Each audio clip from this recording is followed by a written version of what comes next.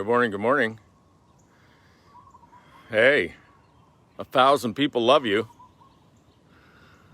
What does that mean? I got inspired this morning by James Clear, who always inspires me with his weekly newsletter. And Stacy or Susie will drop for you a link to James Clear's newsletter here in the comments.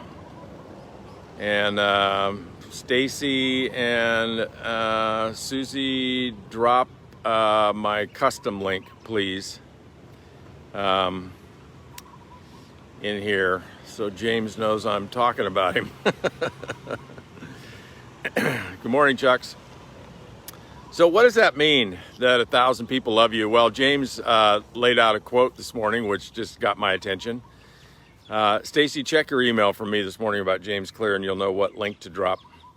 And one of the things that he said, a quote was, 1,000 people can tell us that they love us. And I'm paraphrasing his quote. And we can sweat and angst and grind and worry about the one person who criticized us, right? So this is the distinction of the day, is to think about, what do we focus on? What do we put our attention on? What do we give credibility to? What do we shine light on? Do we look for the negative? Do we look for the one naysayer in the audience that doesn't like what we said? Do we look for the one person, maybe the one person in everybody we've ever talked to about whatever we're doing, right? Whatever we're promoting, whatever our product is, if we actually tracked everybody's result, how many people actually said to us, I think what you're doing is stupid, and I don't think you should be doing it, and I don't want you to ever bring it up to me again, and I think you're a bad person for doing it, and I think it's really rude that you even brought it up to me. How many people have actually ever said that to you? I'm trying to think, 44 years of talking to people about what I'm doing. I don't know. I went door to door once. So John Callahan, who he doesn't listen to these, but he was my running buddy back in the 80s. And we did some crazy things to train people. And one of the things we did to train people, not on how to sell or how to talk, but we just trained people on their attitude. We just thickened up their skin, is we would have an all-day training session, and we say, okay, well, here's what we're going to do for the next 3 hours. We're going to break into pairs, and we're going to go out into the neighborhoods, and we're going to knock on doors. Now, this is like back in the day, I'm selling a gasoline additive, right? It's $15 for a bottle of this stuff you put in your gas tank to get better gas mileage. And door-to-door sales is not the way to sell that product. Maybe farm to farm, right? Go knock on a farmer's door maybe, or a trucker's door, or, a mechanic shop. But door-to-door in a neighborhood? No, that's not how you sell that product. But that's what we did. We took everybody in the workshop. We had, 30, 40, 50, 60 people in the all-day workshop. We said, grab your water bottles. Let's go. We're going door-to-door. And we would go out in pairs, and we would knock on doors. And I would tell them, when somebody comes to the door, I would say, hold up that bottle of Mix-A-Go. That was the gasoline additive. Hold up that bottle of Mix-A-Go and say, have you ever heard of Mix-A-Go? Would you like to get better gas mileage? Now, we would do that. Once every 3 or 4 months, we'd say, okay, we're going door-to-door training. Not to teach people to go door to door, but to teach people to thicken up their skin. Because if you can knock on a door and say, hey, have you ever heard of Mix-A-Go? And then deal with whatever comes after that, well, you can handle anything, right? What you're doing. And in that exercise, I remember one guy chased John and I off his doorstep. He was, get out of here. It scared me. And we ran down to the sidewalk, right?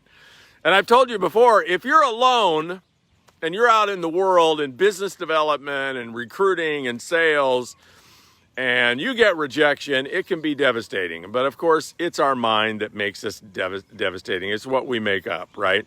somebody like looks at us sideways and we create this whole dialogue that they're saying to themselves, although we don't know what they're saying to themselves other than maybe, who are you, right? So it's our fantasy that turns hardly anything into this big negative drama. And we can have 1,000 people love us and one person look at us sideways, and we make up that the world hates us, that we're not enough, that this isn't going to work, that what we're doing is wrong, that, right? And, you know, so that it's not on the topic this morning, but you've heard me say before, you know, if you're alone and you get rejection, it can be devastating. But if you're with John Callahan, it's hysterical. We ran back to the curb and laughed so hard. And so we're never going to forget this story. And here I am 43 years later, telling you the story about the guy who chased us off his porch. It was hysterical. I've told that story 1,000 times. It's a great learning lesson, right? He didn't hurt us. He didn't shoot at us. And he contributed because now I have this great story. So you always want to do whatever you're doing with a partner, like a running buddy. I don't mean like invites, but, you know, presentations, always good to do. With a partner. But the lesson of the day, folks, is step back. Imagine you had a coach with you. Whenever you notice that your conversation with yourself is limiting you, it's holding you back, it's, you know, it's just not, it's not inspiring you. It's not giving you courage. It's not moving you forward powerfully, right? You're not a warrior for your vision. You're hiding, you're playing small, you're procrastinating. Just notice when you're doing that, what are you paying attention to? Are you paying attention to the 1,000 people that love you? Or are you paying attention to the one person that you imagine doesn't love you? And that's what so many of us do, is we focus on the one, and the one is probably just imaginary, because I'll bet there's not too many of you that have a he chased me off his front porch story, right? It's all imaginary. And I just encourage you to have the courage to, you know, live a life full out. You know, yesterday I dedicated this live to my mom, and I was reflecting in the last 24 hours about, you know, her contribution to my life. And part of it was I did a post yesterday on my personal Facebook page, which most of you are not friends, but you can go over there and look at the pictures if you want and some of the videos and read what I said. But in reflecting on my mom's life, what I noticed in reading the comments about how her life landed for other people, because I probably, of course, took her life for granted and her impact on me. But for sure, one of the things that my mom did is she lived her life full out, and she did not pay any attention to the real or imagined detractors. The people that told her she couldn't, the people that told her she shouldn't, she didn't pay any attention to them at all. And I don't remember if I mentioned this yesterday, but, you know, she used to leave when I was in high school for weeks at a time, and she would go to South America and, like, go find these obscure tribes and put her life at risk. I mean, you just think about, wow. And I compare that to, you know, people today, women today, mothers today. You know, one of the thoughts I had is, you know, what kind of example are you setting for your children if you're playing small, if you're hiding, if you're paying attention to the one detractor, even the imaginary detractor? What kind of example are you setting for your children? My mom set an extraordinary example. In a lot of ways, she was a crazy woman that, you know, I would never want to be like she was in a lot of ways. But in one way, she was an inspiration. Whatever she wanted to do, she was a force of nature in getting it done. No fear, nothing but positive interpretations, nothing but green lights. And, you know, the only 1,000 people that she paid attention to was her own voice. I'm going to do this. I don't care what anybody thinks.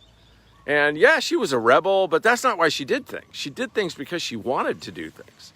She wanted to travel the world. She wanted to meet indigenous people. She wanted to meet people that she only read about in National Geographic. She wanted to ride world champion cutting horses. She wanted to be a competitive shotgunner. She wanted to track down rattlesnakes and mount them on her wall. She wanted to do all those things, and she didn't let anybody scare her away from doing them, not even her own peril. Like, she didn't have that story. So what's the story you have? And what example are you setting for your family, for your kids? What example are you setting for your team? Are you playing small? Are you afraid? What are the 1,000 voices you're paying attention to? My challenge to you is pay attention to the 1,000 voices in your heart, in your spirit. You know, there's a lot of you that have firm belief and live your life that you were created in the image of God, however you define God. And are you playing at that level? Are you playing like that? So in honor of my mother, play full out. And that's what I have to say for Daily Dose of Salt. Oh, and here's a reminder for you. If you don't have this, so you probably noticed I'm 35 minutes or so late this morning because I got caught up talking to somebody I really enjoyed talking to. So if you want to know when I'm going live, set your notifications on this Facebook page so you get an alert when I go live. Set your notifications. And I'm curious, how many of you have your notifications set? Will you tell me here in the comments? Yes, no, doing it now. Yes, no, doing it now. Yes, no, doing it now. Yes, no, doing it now. On the replay or live. Do you have your notifications set? I'm not suggesting you should, because I'm not suggesting you should get interrupted in your day just because I'm going live. I'm not at all. But if you want to know when I'm going live, set your notifications. And let me know. Got it done, gonna do it, haven't done it. And I would imagine all of you on the live have yours set. How else would you know when I'm going live? But for those of you on the replay, if you want to see some cool pictures and videos of my mom, go over to my personal Facebook page. And don't try to friend me because I have too many friends already. Just check it out. See you tomorrow.